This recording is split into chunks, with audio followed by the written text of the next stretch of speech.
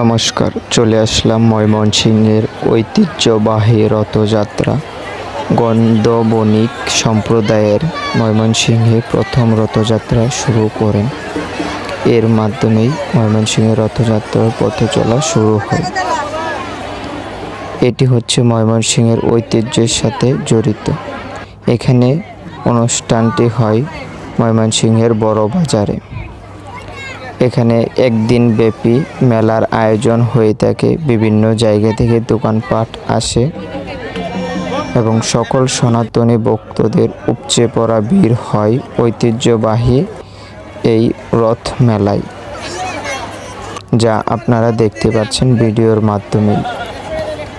এখানে বিভিন্ন ধরনের জিনিসপত্র উঠানো হয়, ঠাকুরের আসন থেকে শুরু করে বিভিন্ন ধরনের আসবাবপত্র এবং মাটির জিনিসপত্র।